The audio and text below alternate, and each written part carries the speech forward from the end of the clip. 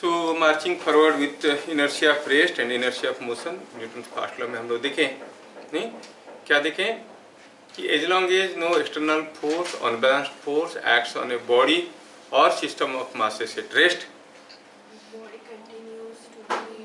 Body अगर rest में है तो what remains at rest? Center of mass, not the body. The center of mass remains at state of rest only, है ना। और यहाँ पर न्यूटन लॉ का लिमिटेशन क्या था? It is applicable two point masses only. और हम ये भी देखें कि अगर कोई सिस्टम में ढेर सारा मासेस है, वो मासेस का पोजीशन बदल देते हैं तो सेंटर मास का पोजीशन बदल जाता है। सेंटर मास का पोजीशन नहीं बदलने का कंडीशन क्या था? हम लोग ये भी डिस्कशन किए। क्या डिस्कशन किए थे प्रीवियस क्लासेस में? By changing the position of individual masses the centre of mass of system does not change, then the displacement of centre of mass is zero. इसका मतलब summation of mi dxi is zero. इसमें dx1 क्या है? Displacement of m1, dx2 क्या है? Displacement of m2 and so on. हर एक individual मास m1, m2, m3 का अगर डिस्प्लेसमेंट dx1, dx2, dx3 हुआ, दे आर ऑल वेक्टर्स। और सारे को इसे जोड़ने से वेक्टोरियली अगर जीरो हुआ तो हम कहेंगे मासेस तो मूव किए, सेंटर ऑफ मास मूव नहीं करेगा। And when the same thing was reduced for the case of two masses, कोई मास m1 को इधर लाओ L1, इसको इधर लो L2, सेंटर ऑफ मास नहीं बदलेगा। कब? dx1 इज माइनस L1 क्योंकि इधर को गया, dx2 इज L2 क्योंकि इधर को गया, and m1 dx1 plus m2 dx2 is equal to zero comes out to be m1 L1 is equal to m2 L2, है कि नहीं? ये था कहानी हमारा। इसको लेके और न्यूटन लॉ का सही कंसेप्ट को लेके आगे बढ़ना है और ढेर सारे न्यूमेरिकल्स देखना है। क्या कहते हैं Newton law for inertia? It says if a body is at rest और system of masses are at rest, as long as no external unbalanced force acts on the body or system of masses, the center of mass remains at rest. Means the masses may move but the center of mass will not move. क्या बात समझ में आ रहा है? चलिए कुछ questions हम लोग इसके ऊपर करते हैं और देखते हैं क्या हम इसको यूज कर सकते हैं इस कंसेप्ट को। Okay okay okay okay okay, चलो चलो चलो चलो चलो, तो बहुत पीछे आ गए।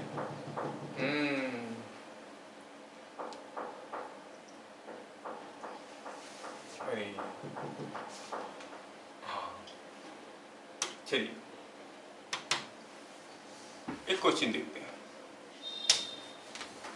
सपोज हम कहेंगे कि here is a smooth plane और यहाँ पे रखा गया है एक magnet. This is a magnet, ये उसका नॉर्थ पोल है, ये उसका साउथ पोल है, और यहाँ पे रखा गया है एक iron block.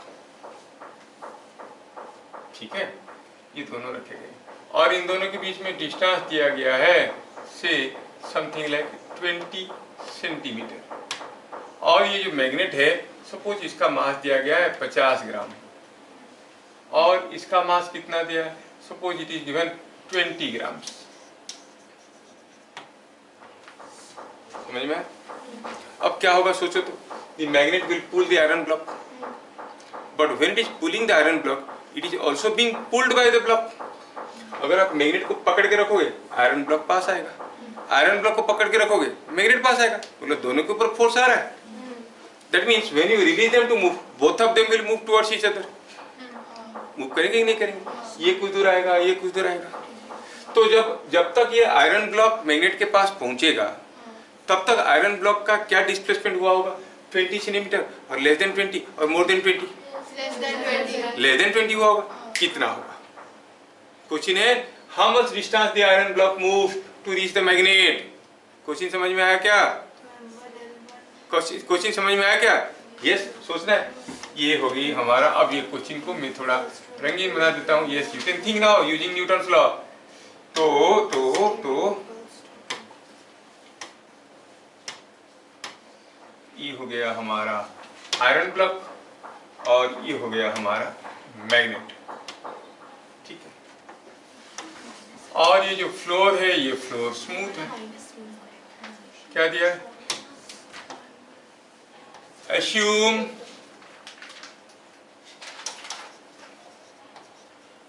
smooth floor, find what distance the iron block has to move to reach the magnet. क्या आपको क्वेश्चन समझ में आया? ये हो गया आयरन ब्लॉक और ये हो गया मैग्नेट। क्वेश्चन समझ में आया ना? तो आपको ये भी समझ में आ गया होगा कि the iron block has to move more than 20 centimetre और लेस देन 20 सेंटीमीटर। लेस कितना? तो चलो पहले सोचते हैं, पहले इसको थोड़ा ढंग से लिखते हैं थ्योरी के साथ। हाँ, थ्योरी के साथ ढंग से लिखते हैं, बाकी सारे क्वेश्चन में तो थ्योरी लिखते नहीं हम लोग। तो क्या लिखेंगे? ऐसे लिखेंगे, considering the iron and magnet as a single system,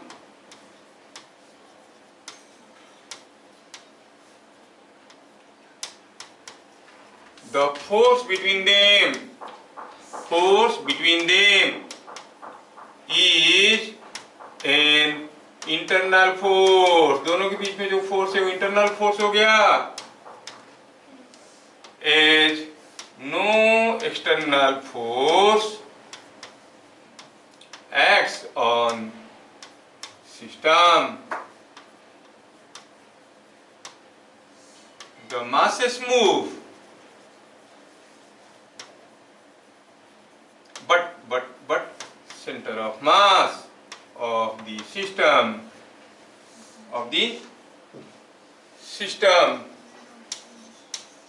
does not move.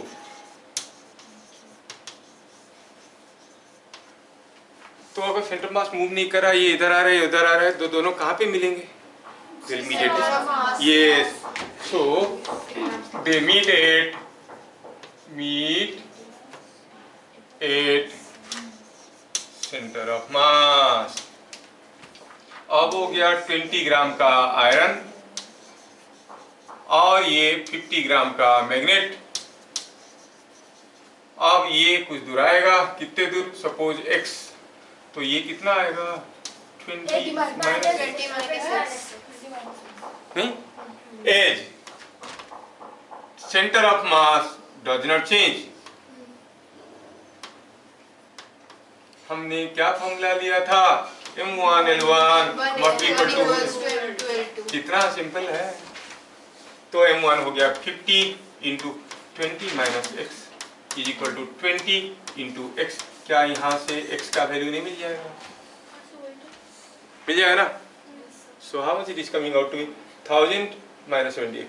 So x is equal to, it is 100 by 7 centimeter.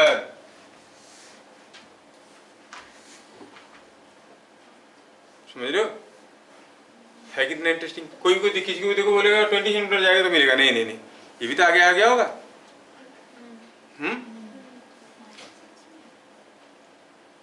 क्या हुआ?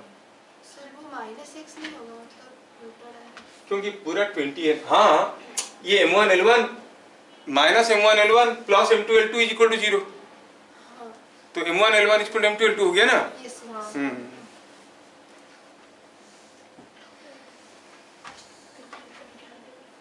आया समझ में? Yes sir. अगला क्वेश्चन ऐसा वाला देने से आप लोग कर पाओगे। देखिए,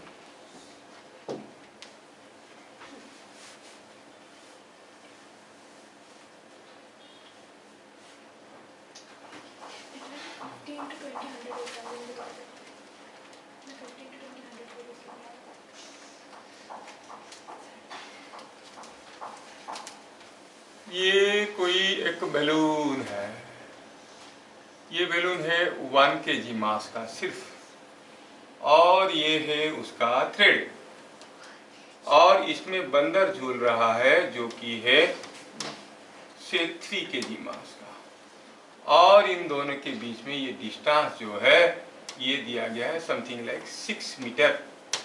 सब कुछ रेस्ट में है, बंदर विद द बैलून। ठीक है, समझ में? तो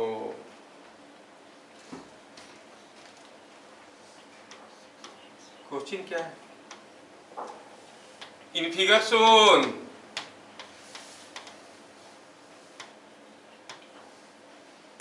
the system was at rest.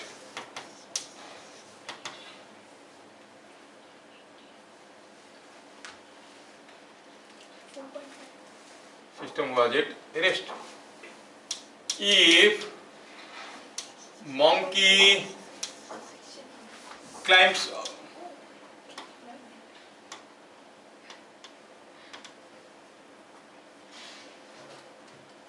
20 centimeter of rope length, find displacement of balloon. बंदर अगर चढ़ेगा तो बैलून जहां था वही रहेगा कि ऊपर जाएगा कि नीचे आएगा? क्यों? क्योंकि जब तक बंदर रेस्ट में था, पहले साइंस समझ लो, बंदर रेस्ट में था, चढ़ने लगा मतलब उसका वेलोसिटी आया, वेलोसिटी आया तो पक्का इसका एक्सीलरेशन होगा, किधर? ऊपर को। एक्सीलरेशन हुआ तो स्यूडो फोर्स आएगा, तो मतलब जो वेट था उसके साथ साथ स्यूडो फोर्स भी आ गया, तो वेट इसको बैलेंस कर रहा था। किसको? इसका जो अपथ्रस्ट है, इसका जो अपथ्रस्ट है वन फोर्स है उसको बैलेंस कर रहा था। अब वेट से ज्यादा हो गया क्योंकि स्यूडो फोर्स नीचे आ गया, तो बैलेंस नहीं कर पाएगा, बैलून को खींचेगा नीचे, तो जैसे ही ऊपर चढ़ेगा बैलून नीचे आएगा। ये समझ में आ गया? कितना नीचे आएगा समझ में? जब ये चढ़ेगा बैलून कितना नीचे आएगा। हम लोग अपथ्रस्ट करके करेंगे तो धुआं निकल जाएगा। हमें तो सोचना है न्यूटन की नजरिया से।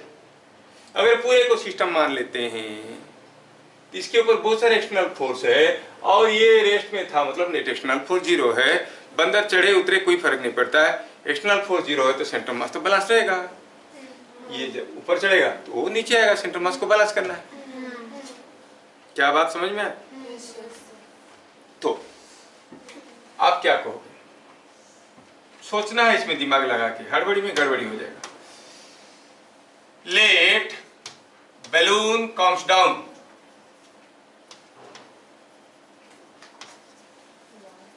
By x। सोचो सोचो सोचो सोचो, बैलून कम्स डाउन x। अच्छा, बंदर चढ़ा 20 सेंटीमीटर, बैलून कितना नीचे आया?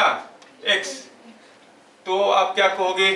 m1 जो बैलून था 1 kg का, उसका dx1 कितना हुआ? नीचे की तरफ x, वो निकालना है हमें। और dx1 को L1 लिखो, ठीक रहेगा। चलो x देने को, ठीक है। dx1 कितना हुआ? x, नीचे की तरफ। m2 जो कि बंदर है कितना है? 3 kg का, वो कितना चढ़ा है? 20 सेंटीमीटर, 20 सेंटीमीटर ऊपर चढ़ा है, तो बंदर का क्या डिस्प्लेसमेंट हुआ? 20 सेंटीमीटर का रस्सी चढ़ गया, बैलून आ गया नीचे x, 20 माइनस x, क्योंकि चढ़ा ऊपर बैलून नीचे। Are you getting?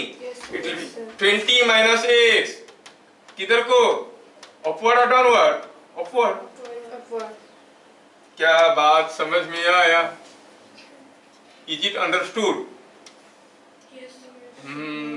देखो, ये है बैलून और ये है बंदर, प्यारा सा।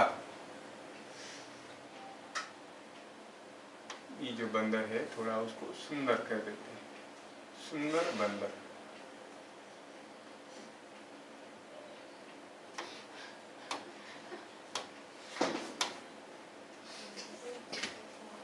आया समझ में? जब ये ऊपर चढ़ा 20 सेंटीमीटर, बैलून नीचे आया ना, मान लो x आया, कितना नीचे आया? तो बंदर चढ़ा 20 और उतर गया बैलून के साथ x, तो बंदर का ऊपर की तरफ क्या हुआ? 20 माइनस x। तो ये जिधर को गया है ये उल्टा गया है, इसको L1 कहेंगे, इसको L2 कहेंगे। As centre of mass, as no external force, no external force, unbalanced force. External force तो है, no external unbalanced force x। आप कहोगे centre of mass does not change. क्या आपको पहले समझ में आया कि जब बंदर चढ़ेगा बैलून नीचे क्यों आएगा? क्यों आएगा? क्योंकि बंदर चढ़ने लगा तो wait was balanced by the upthrust, अब चढ़ने लगा तो वेट ज़्यादा हो गया, क्यों? सूडो फोर्स भी नीचे आने लगा, नीचे तो वेट बढ़ गया, mg+ma हो गया, तो that is more then this, तो खींच रहा है बैलून को नीचे। जैसे जैसे चढ़ने की कोशिश करेगा बैलून नीचे आते जाएगा, बंदर ऊपर जाता जाएगा, फिर दोनों एक जगह मिलेंगे। कहाँ भी मिलेंगे? At the centre of mass, obviously, है ना। मैं ये भी पूछ सकता था कि बंदर को बैलून के पास चढ़ने के लिए कितना रस्सी चढ़ना पड़ेगा? 6 मीटर। कितना डिस्प्लेसमेंट होगा? तो सोचना है कि डिस्प्लेसमेंट 6 मीटर नहीं होगा, क्योंकि जब यहाँ तक पहुंचेगा बैलून भी तो नीचे आ गया होगा, निकालना पड़ेगा। जैसे अभी प्रीवियस प्रॉब्लम में निकाले मैग्नेट और वो बॉक्स आयरन ब्लॉक वाला लेके। 5 सेंटीमीटर किसका? एक्स का वैल्यू। अरे तुम ये क्वेश्चन का आंसर, मैं क्या बोल रहा हूँ तुम सुन रहे हो क्या?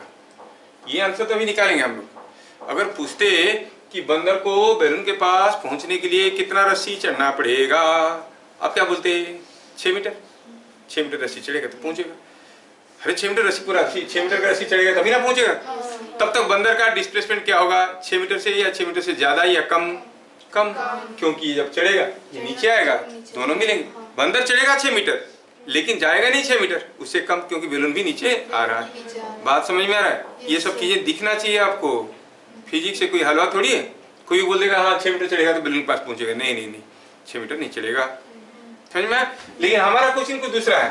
दिया है कि बंदर चढ़ा सिर्फ 20 सेंटीमीटर, तो बैलून का डिस्प्लेसमेंट क्या होगा? अगर बैलून का डिस्प्लेसमेंट x हुआ नीचे की तरफ, बंदर का डिस्प्लेसमेंट हुआ 20 - x ऊपर की तरफ, centre of mass does not change, तो आप कहोगे कि m1 dx1 must be equal to m2 dx2। m1 मतलब 1 kg, कितना आया? x। m2 मतलब 3 kg, कितना गया? 20 - x। Is it coming out to be 4x is equal to 60 और x is 15 सेंटीमीटर, तो बैलून कितना नीचे आ जाएगा? 15 सेंटीमीटर। बात समझ में आ रहा है? है ना खतरनाक क्वेश्चन सब। फर्स्ट साइड में देखो तो समझ में आता है आंसर क्या होगा? नहीं, लेकिन थोड़ा डीपली सोचो तो समझ में आ रहा है। ऐसा दूसरा क्वेश्चन आप लोग कर सकते हो? कभी भी तो ना नहीं बोले, कर नहीं पाया, बात अलग है। हाँ चलो देखते हैं अगला क्वेश्चन। यहाँ पर ये बोट है, क्या? बोट। ये बोट पे एक आदमी बैठा हुआ है। Here is a man standing on the boat। Boat कितना लंबा है? ये बोट दिया है, चलो मानते हैं कि ये 10 मीटर लंबा है, काफी बड़ा बोट है। और बोट का मास कितना है? It is 100 kg। और ये जो आदमी, ये आदमी दुबला पतला आदमी 40 kg का। और ये जो पूरा का पूरा सिस्टम है, ये पूरा का पूरा system is at rest in water. Suppose ऐसे मान के चलते हैं, this system is at rest in water. थोड़ा पानी बनाने में मजा आएगा।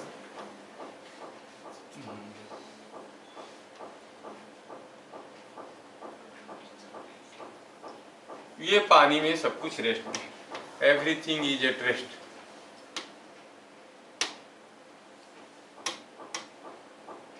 ठीक है, everything is at rest.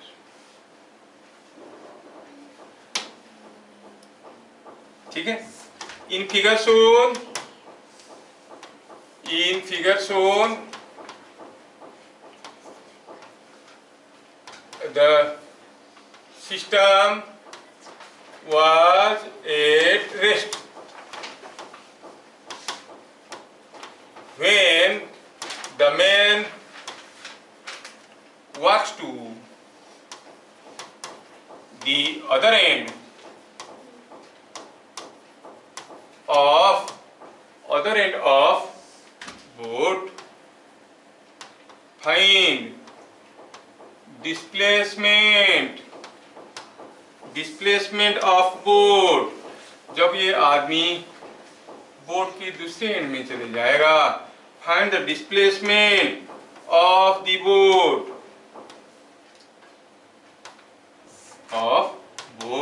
Boat का डिस्प्लेसमेंट क्या हो।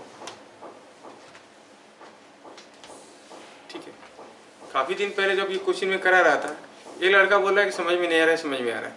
मैं क्वेश्चन नहीं लिख रहा था, मैं डिक्टेट कर रहा था। Man is standing on A boat, वो बोट की जगह लिखा है गोट, तो उसको समझ में नहीं आ रहा है कि बकरी के ऊपर आदमी क्यों खड़ा है।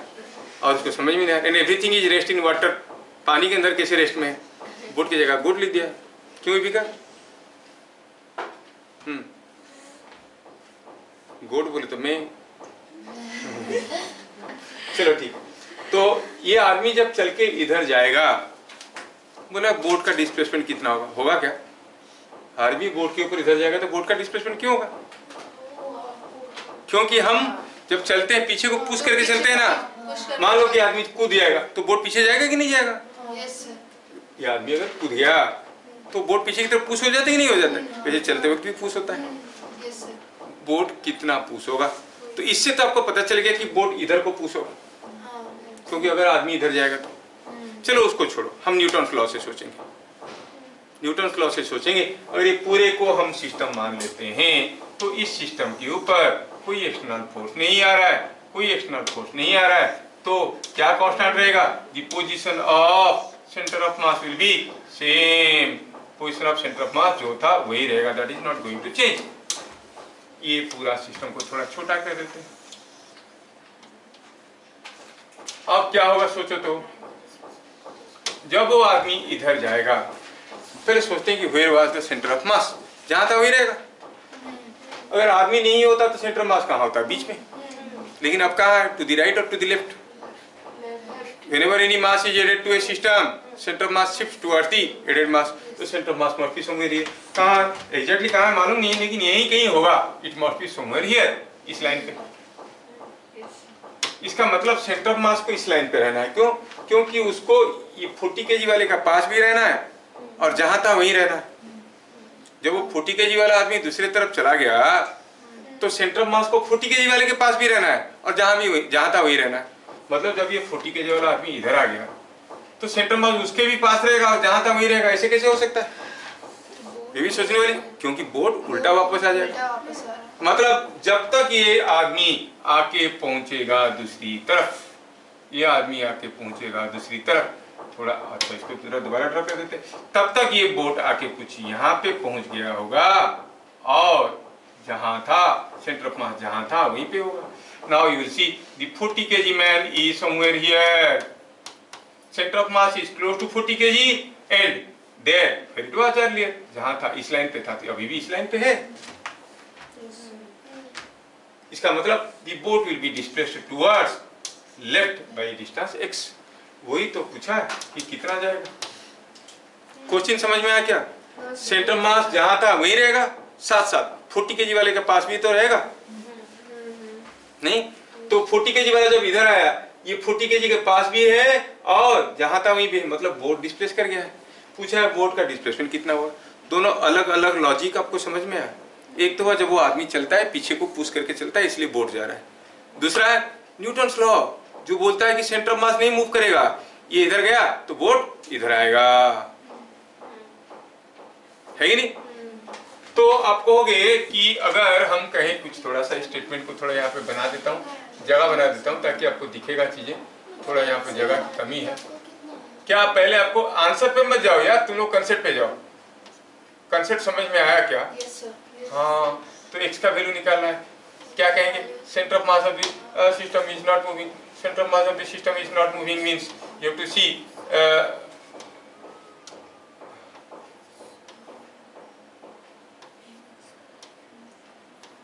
Other end of the boat. थोड़ा मैं जगह बना देता हूँ ताकि मैं आपको दिखा पाऊँ प्रॉपर्ली।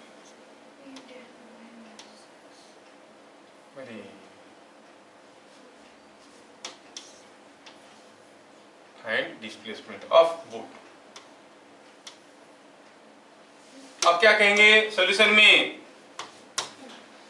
बोट का मास 100 kg है, मास बोट का 100 kg है, तो उसका dx1 कितना है? इधर को है x, तो अगर वेक्टोरियली लिखोगे तो लिखोगे -x, है कि नहीं? और अगर मैग्नीट्यूड लिखोगे तो कहोगे कि हाँ क्या मैग्नीट्यूड लिखना, dx1 हुआ x, किधर को? इधर को। m2 है 40 kg का आदमी, उसका dx2 बताओगे क्या? कौन बताएगा dx2? dx2 कितना होगा? डिस्प्लेसमेंट ऑफ द मैन, वो गया 10 मीटर, बोट आ गया वापस, x, तो कितना हो गया 10 माइनस x, किधर को, इधर को, तो m1 इधर को आया, m2 इधर को गया। Centre of mass will not change, means m1 L1 must be equal to m2 L2। हाँ वैल्यू डालें तो हम कहेंगे ये, इसको आप L1 कहते हो तो आपको हो गया m1 dx1 is center of mass does not change। है कि नहीं interesting question? m1 dx1 must be equal to 40/14 to 20/7 m2 dx2 और m1 था 100 kg का आदमी, वो गया था कितना दूर x, और ये था 40 kg का आदमी, ये गया था 10 माइनस x। क्या यहाँ से x मिल गया आपको? Yes sir. कितना है? 20/7 20/7। गलत बोलोगे तो मार खाओगे। देखो 20/7 मीटर। ऐसा तीसरा क्वेश्चन मैं चाहता हूँ कि आप लोग करो। Now you have to write the question. 2 persons 40 kg and 60 kg are standing at 2 ends of a 10 meter long board of mass say 100 kg. If the 2 persons interchange their position,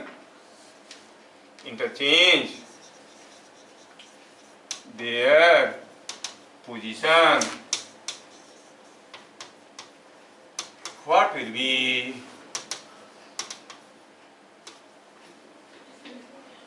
interchange their positions, what will be displacement of board?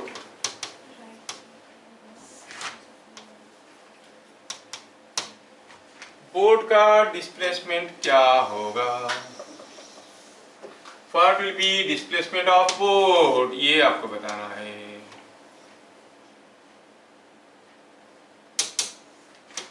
क्या दिया है? 2 आदमी है, दोनों board पे बैठे हुए हैं, एक 40 kg वाला, एक 60 kg वाला। ये 40 kg, ये 60 kg। बोट है 100 kg का। ये दोनों आदमी अपनी अपनी जगह इंटरचेंज करेंगे। बोट का डिस्प्लेसमेंट क्या होगा? क्या आप लोग पहले गेस कर सकते हो कि बोट का डिस्प्लेसमेंट किधर को होगा? टुवर्ड्स राइट और टुवर्ड्स लेफ्ट? राइट साइड को होगा। इसी पे दिमाग लगेगा। जो पहला वाला फंडा हमारा था कि हम चलते वक्त पीछे को पुश करके चलते हैं, उससे शायद समझ में नहीं आ रहा है कि किधर, क्योंकि ये भी तो पुश करके आएगा, ये भी तो पुश करके जाएगा। ये समझ में नहीं आ रहा है कि जल्दी जल्दी आ रहा होगा तो जोर से पुश कर रहा होगा, ये धीरे धीरे आ रहा होगा तो धीरे धीरे पुश कर रहा होगा। ये तो समझ में नहीं आ रहा है कि नहीं? जो दौड़ेगा वो जोर से पुश करेगा। तो उससे आइडिया क्लियर नहीं हो रहा है, लेकिन न्यूटन तो क्लियर कर रखे हैं कि पूरे को सिस्टम मान लिया जाए, जब तक एक्सटर्नल फोर्स नहीं आएगा सेंटर मास जहां था वही रहेगा। ये देखो तुम लोग कितना बढ़िया सोच लेते हो, कितना बढ़िया सोच लेते हो। Let us make it copy, I take to other page.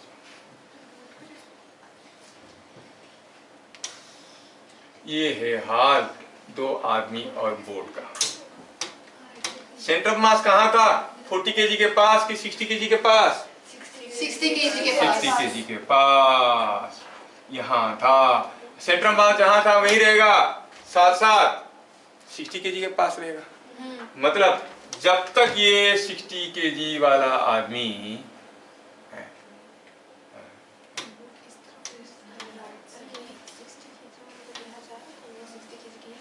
जब 60 kg 40 kg वाले के पास जाएगा तब तक क्या होगा? चलो सोचते हैं। जब 60 kg 40 kg के पास जाएगा तब तक सेंटर मास को इसी लाइन पे रहना है और 60 kg के पास रहना है। मतलब आप देखोगे कि आपका जो बोट है वो कुछ ऐसा पोजीशन में आ गया है। अब हुआ यूं है कि 60 kg वाला यहाँ पे खड़ा हुआ है, 40 kg वाला वहाँ पे खड़ा है और दोनों अपना अपना जगह बदल चुके हैं उसके बावजूद सेंटर ऑफ मास जहां था उसी लाइन पे है। समझ में आ रहा है? अब बोलोगे सर वो भाग भाग के जाएगा तो जोर से पुश करेगा, ठीक है। ये धीरे धीरे आएगा तो धीरे से पुश करेगा, नहीं ये भाग के जाएगा फिर तो ये आएगा, मतलब पहले बोट इधर जाएगा, फिर जब वो इधर आएगा वो इधर आएगा, ऐसे करते करते बोट आके फाइनली ऐसे रह जाएगा, ठीक है। तो पूछा है कि बोट कितना आ गया, कितना आ गया, x गया, x कितना है क्या मालूम, वही तो पता करना है। The boat will move towards right। क्या ये बात सबको समझ में आ रहा है? ये तो चलो हम सारे मासेस का नाम देते हैं। M1 आप जानते हैं for centre of mass not to change, आपको फॉर्मूला मालूम है, summation of mi dxi all vectors must be equal to 0। ये हम लोग देख चुके हैं, आज की बिगिनिंग में भी देखे हैं। यहाँ पर M1 क्या है, M1 मान लो कि बोट 100 और उसका dx1 उधर के गया है x। M2 क्या है 40 kg, उसका dx2 कितना है, M2 क्या है 40 kg, वो गया उधर और बोट भी गया उधर, तो कितना हो गया डिस्प्लेसमेंट, इसका लेंथ कितना दिया है, बोट ऑफ लेंथ 10 मीटर दिया है ना, 10 मीटर, ये 10 मीटर है, ये 10 मीटर लंबा है, तो आपको होगी ये 10 प्लस x हुआ। और M3 ये आया 60 और बोट चला गया x, ये 60 kg इधर आया 10, बोट गया x 10 minus x इधर को, yes sir नहीं 60 kg का हो गया, आया 10 वापस गया x, तो dx3 हो गया। इधर को तो क्या लिखेंगे 10 minus,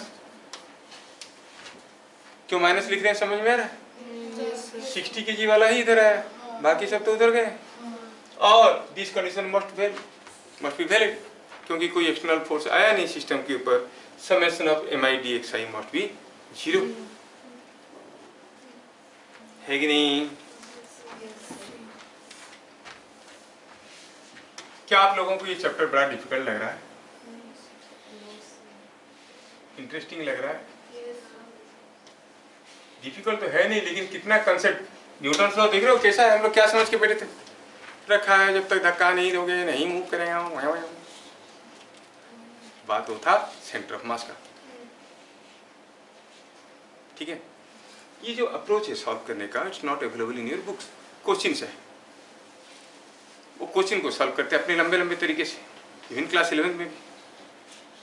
you find out any lecture on Newton's first law, it's open challenge for you in YouTube, anywhere if you find this concepts.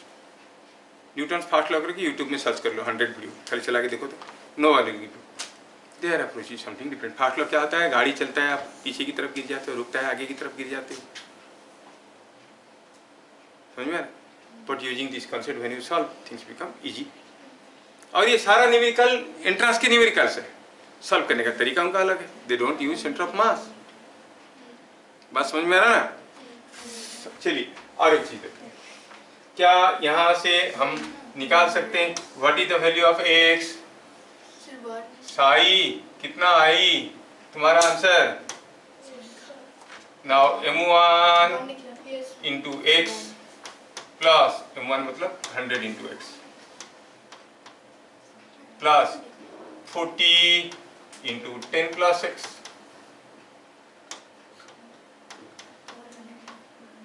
Plus 60 into 10 minus x।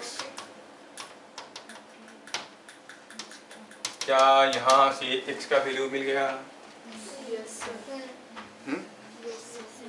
ठीक है, है समझ में? चलिए ऐसा दूसरा क्वेश्चन आपको देते हैं करने के लिए।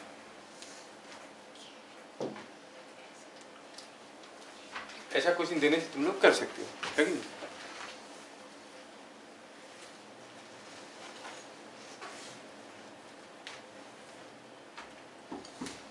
अब न्यूटन जो फर्स्ट लॉ था इनर्शिया ऑफ रेस्ट, उसको थोड़ा बैलेंस फोर्स लेके देखते हैं। Suppose this is what is a massless bar.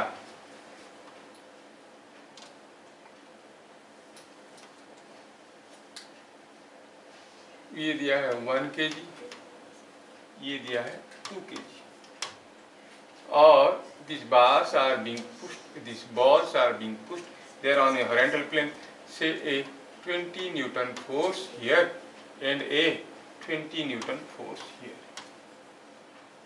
ये A है, ये B है.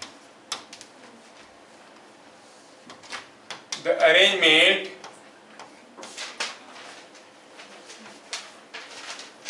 is on a horizontal plane.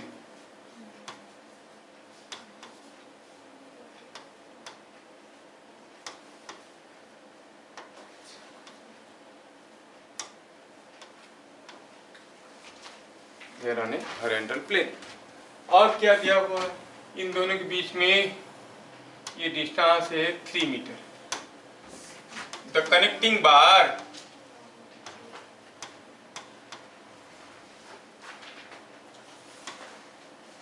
AB is massless. इसका मास बहुत कम है, प्लास्टिक का बनाया होगा.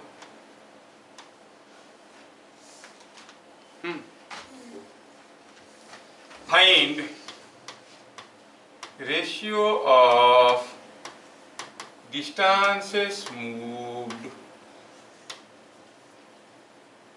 by A and B in one revolution, given that forces are always perpendicular to AB. ये जो फोर्स है वो हरदम AB को परपेंडिकुलर है.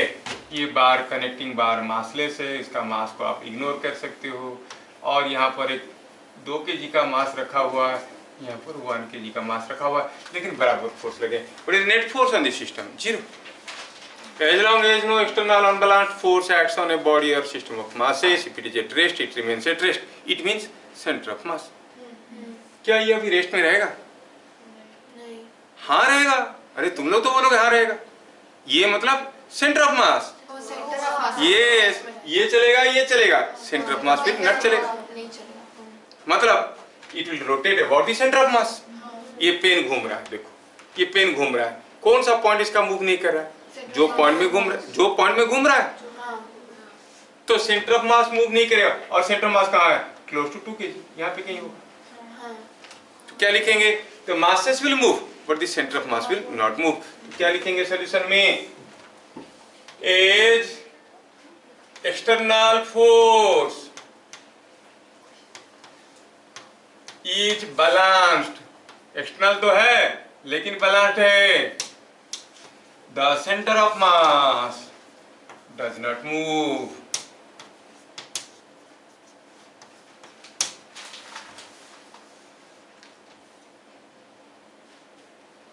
Distance of center of mass from 2 kg is equal to, चलो कहते हैं कि x है.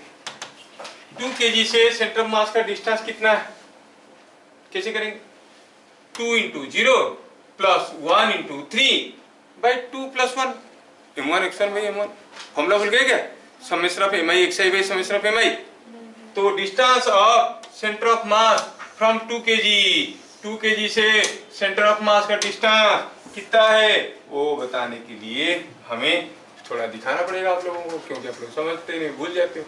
ये तो आप कहोगे ये हो गया.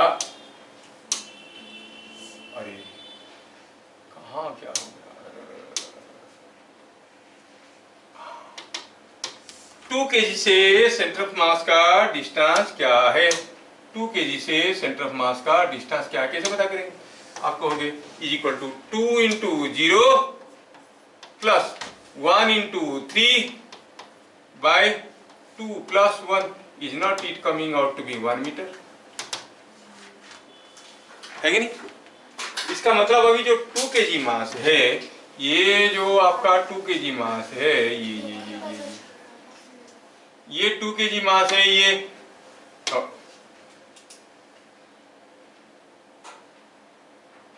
ये जो 2 kg मास है, ये पॉइंट तो घूमेगा नहीं, that means it will rotate in a radius, in a circle of radius 1 metre.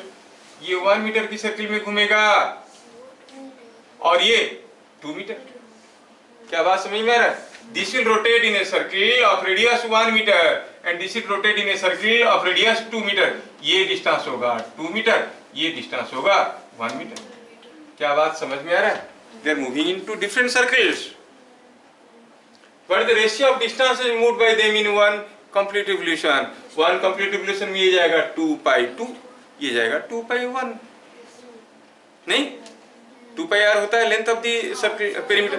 तो आप कहोगे distance, ratio of distances moved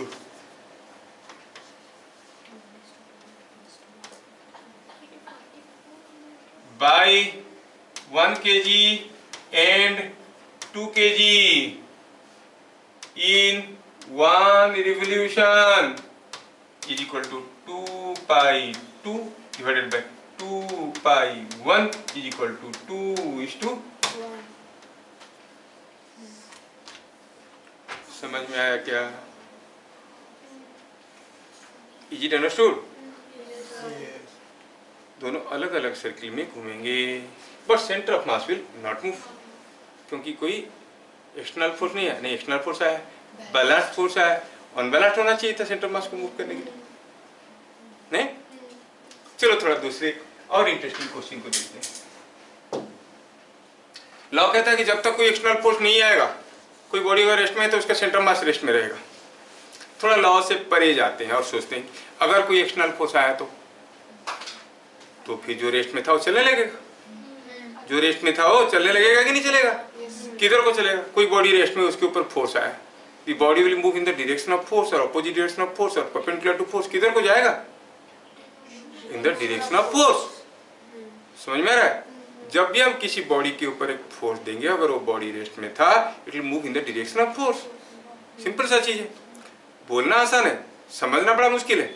समझ के देखो तो सपोज हम कहेंगे कि यहाँ पर आप देखोगे कि एक डंडा पड़ा हुआ था, रेस्ट में रखा हुआ था, this is on A horizontal floor. मैं इसको ऐसे खींचने लगा तो मैंने फोर्स दिया, the body will move. Body means centre of mass. You will see, जैसे आप इसको खींचोगे हो सकता है ये घूमता हुआ नजर आएगा, ये घूमता हुआ नजर आएगा, लेकिन ये पॉइंट सेंटर ऑफ मास वो ऐसे ही जाएगा, क्योंकि force is in this direction. जिधर को फोर्स उधर को जाएगा। क्या हुआ रे लड़की, पानी पियो। तो जब भी कोई बॉडी के ऊपर फोर्स आएगा वो किस डायरेक्शन में जाएगा? In the direction of force. वो मतलब centre of mass of the body. समझ में आ रहा है? यस। तो चलिए सोचते हैं थोड़ा, ये क्वेश्चन को आप कैसे करते हैं। चलो मानते हैं कि यहाँ पे कोई एक डंडा रखा हुआ था, ये लंबा सा डंडा, ये डंडा ऐसे रखा हुआ था। डंडा was kept on ground like this.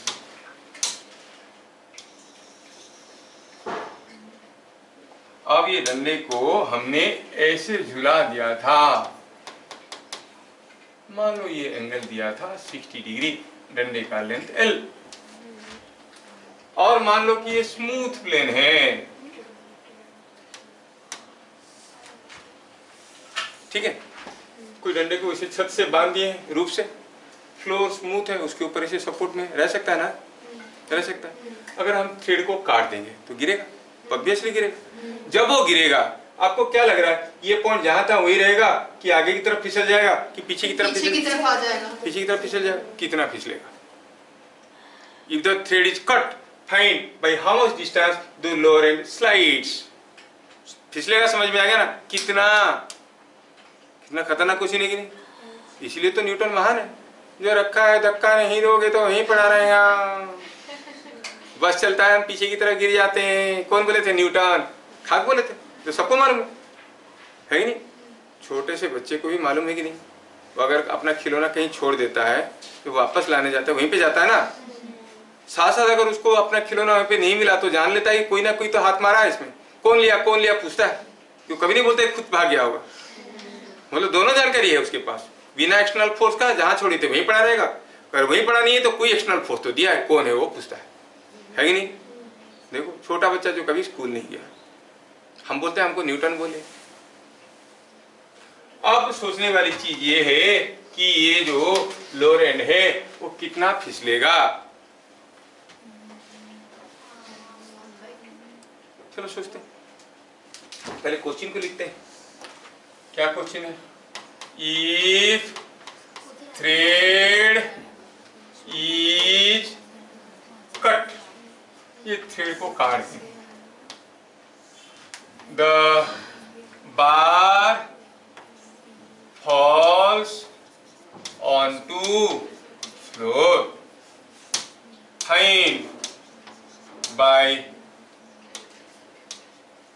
what distance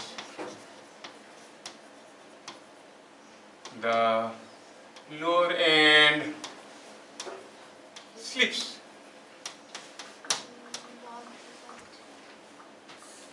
चलो मिलके सोचते हैं। तुम लोग सोचना शुरू करो, मैं तुम्हारे साथ। कि क्लू क्या था?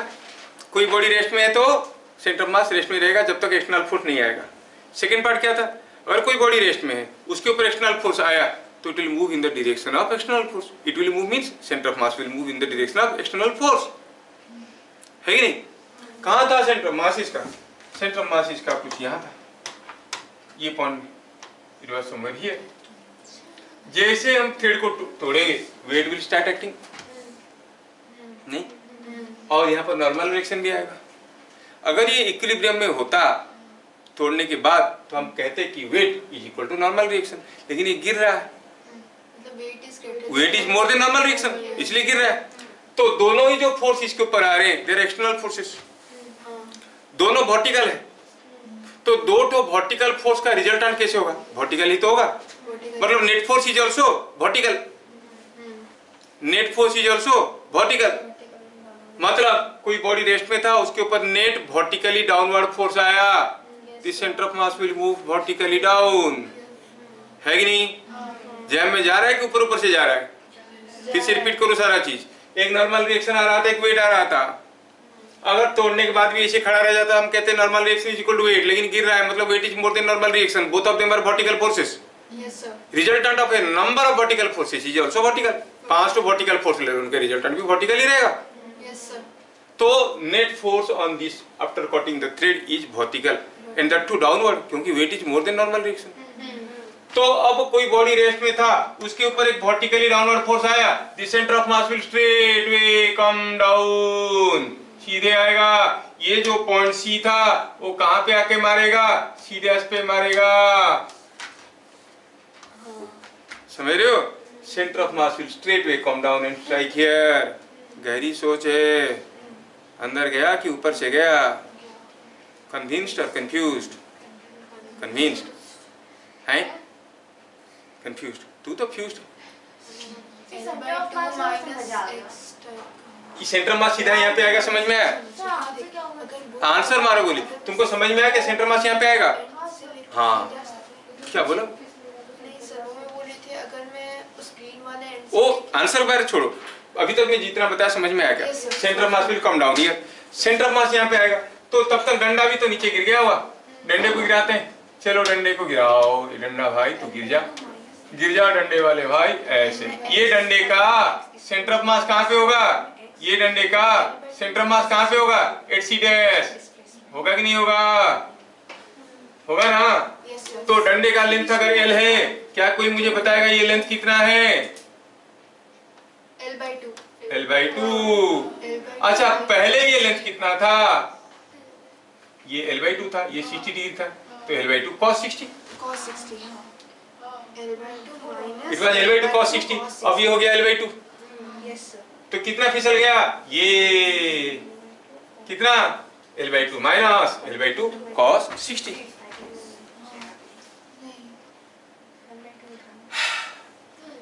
अब समझ में आ रहा है न्यूटन्स लॉ क्या है? ये है Newton's law. Newton first law क्या है? That is the law that Newton told for the first time. 32nd law, the law he told after first law is called second law. नहीं ऐसा है क्या सुमिका?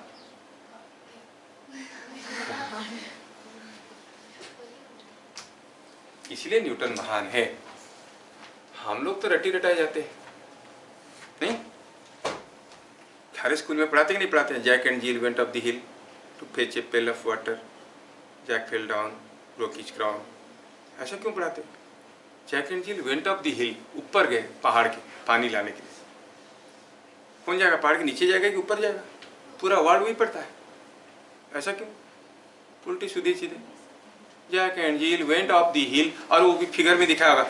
पहाड़ बनाया, पहाड़ के ऊपर कुआं बनाया. कोई पहाड़ के ऊपर कुआं बनाता है तो नीचे बनाएगा. ऐसा क्यों करते हैं? उल्टा पुल्टा चीज सिखाते हैं.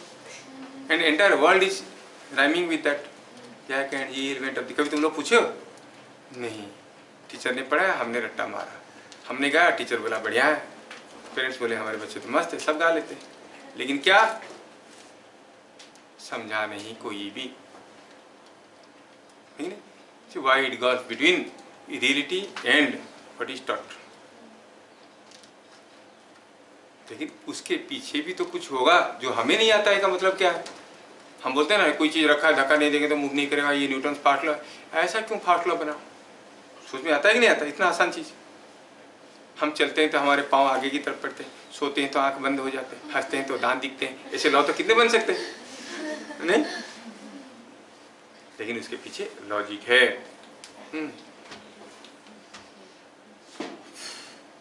Jack and Jill went up the hill का लॉजिक क्या जानते हो? नहीं, दैट्स ए टंग ट्विस्टर. बच्चे जब उसको बोलेंगे उसके राइम के साथ, कुछ खाली राइमिंग के साथ, उनका जो टंग ट्विस्टिंग होगा बाद में उसको दूसरे वर्ड्स प्रोनाउंस करने में आसान लगेगा. तो अनसर्न मीनिंग का कुछ एक बना दिया, अब्बा डब्बा कब्बा ऐसे कर देते ना, वो उसे उसका टंग ट्विस्टिंग होगा. तो टंग एक्सरसाइज होगा. दूसरी बात गाना गाने के लिए बोलेंगे तो प्रोनाउंस कर पाएंगे. टंग का जो एक्सरसाइज उसमें हो रहा है, that exercise is required the science behind. Jack and Jill went up the hill, वो सारा जो एक्सरसाइज हो रहा है लिप्स का, टंग्स का, ये सब का, वो सारा उसको मदद करता है दूसरा चीज़ों को प्रोनाउंस करने में. इसलिए उसको करवाया जाता है. हम लोग तो पानी, पहाड़ के ऊपर पानी लाने गए. तो क्या आप बता सकते हो कि क्या लिखेंगे? इसको समझा के लिखेंगे क्योंकि हो सकता है आपको बाद में समझ में नहीं आएगा. As bar falls under the influence of vertical forces only. Center of mass moves from C to C dash. Centre of mass C से C डैश गया. चलो इस पॉइंट को हम A कहेंगे, ये पॉइंट को A डैश कहेंगे. नहीं, C dash A is L by 2 cos 60. C dash A dash is L by 2. So lower end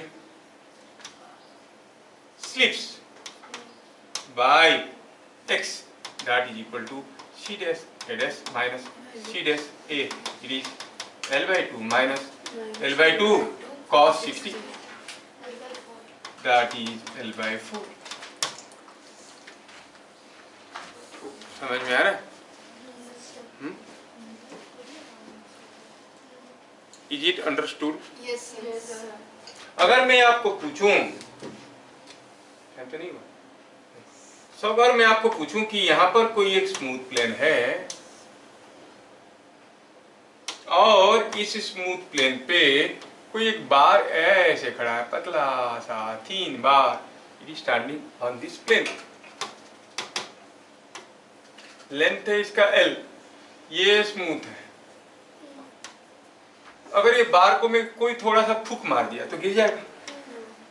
जब गिर जाएगा लोएस्ट पॉइंट कितना स्लाइड करेगा? क्वेश्चन है. कोई थोड़ा सा डिस्टर्ब कर दे कि हवा का झोंका टकराया और ये गिर गया, लोएस्ट पॉइंट कितना स्लाइड करेगा? L by 2. क्योंकि जब वो गिरेगा कैसे गिरेगा? सेंटर ऑफ मास को सीधा गिरना है। सीधा काफी बार आप लोग रास्ते में चलते चलते फिसल गए होगे। Your centre mass is here, obviously heavier mass है ना। अभी खा पी के आते हैं वो भी नहीं जो से क्या तो खा पी के जोता रहता। तो यहाँ पर सेंटर मास अगर है, पाँव फिसलता, हम लोग कैसे गिरते? इसके बल पर धम सीधा नीचे, यही नीचे गिरता, टांग उधर उधर चला गया, लेकिन ये गिर रहा है सीधा नीचे।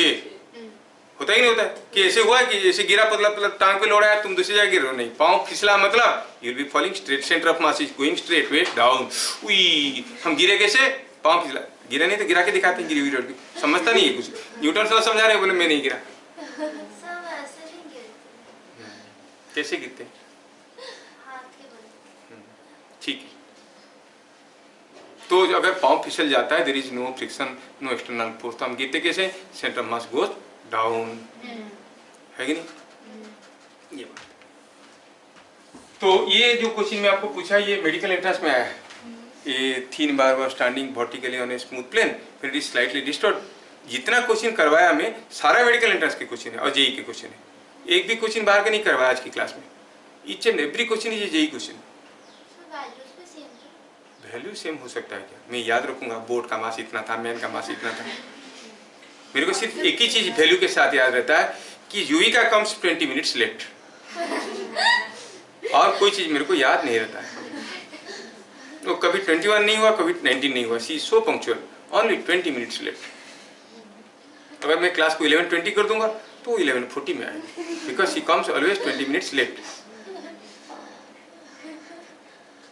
तो अगर ये फिसलेगा तो lower end will slip by distance L/2। Medical entrance में आया था। जेई का एक दूसरा क्वेश्चन आया था, देखो तो आप लोग कर सकते हो क्या? कर लोगे तो ये आज की आपके लिए होमवर्क रहेगा, कर लोगे तो मुझे बहुत खुशी होगी कि चलो मैं क्या बताया। ये जेई का क्वेश्चन है, और जेई मेन नहीं, जेई एडवांस का।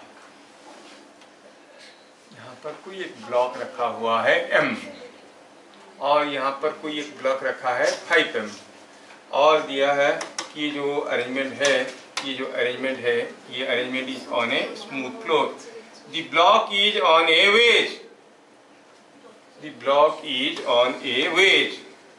ब्लॉक कहाँ रखा है? किसी वेज के ऊपर रखा है। You can ignore the friction, मैं थोड़ा सा गैप रखा हूँ ताकि आपको दिखेगा।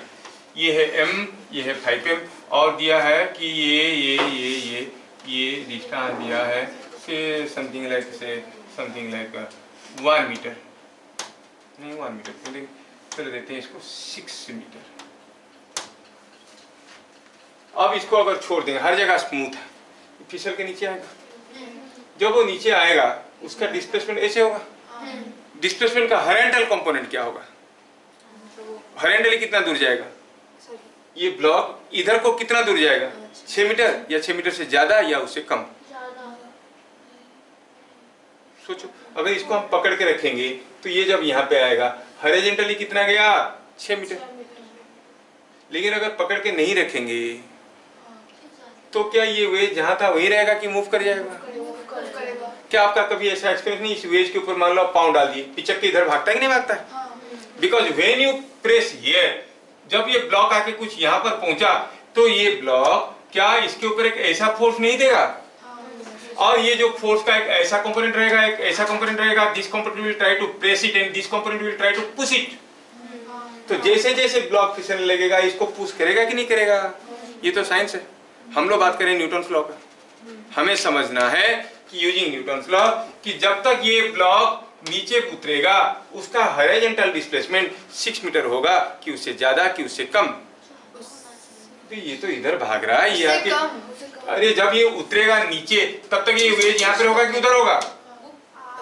इस तरफ हाँ, इधर को होगा ना। तो सोचो, तो जब तक ये ब्लॉक नीचे आया तब तक ये कुछ ब्लॉक यहाँ पे नहीं आया क्या?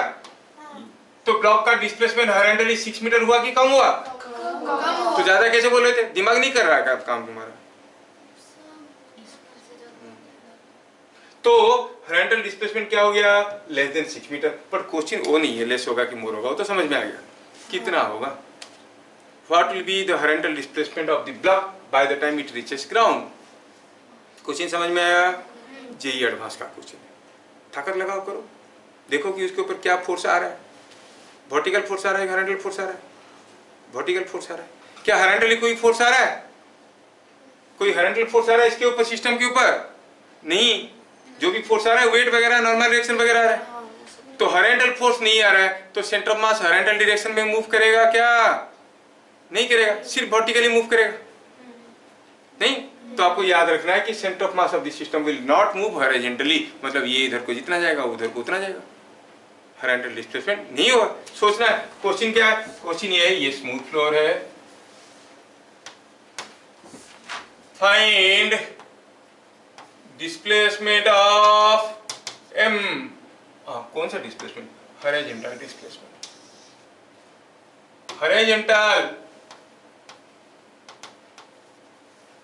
Horizontal displacement of m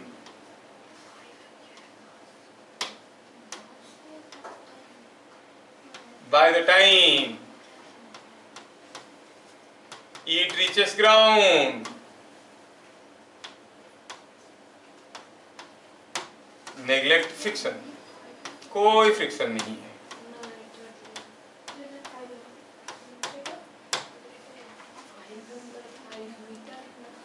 friction को इग्नोर करना है। इसका मास m है तो इसका 5m मास है, तो थोड़ा ठीक है, इसको कैपिटल M कर देते हैं तो आपको कंफ्यूजन नहीं होगा। ये m है और ये 5m और ये वेज है और ये है क्लॉक।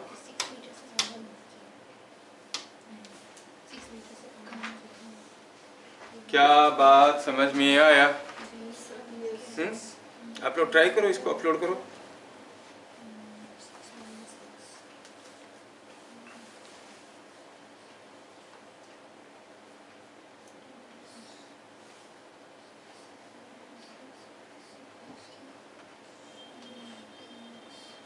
सोचो सोचो।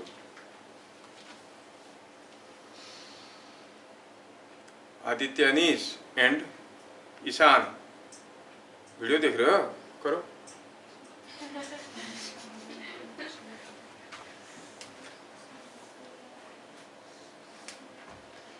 Upload your answers in the channel. फिर मिलेंगे अगले क्लास, तब तक के लिए जय हिंद।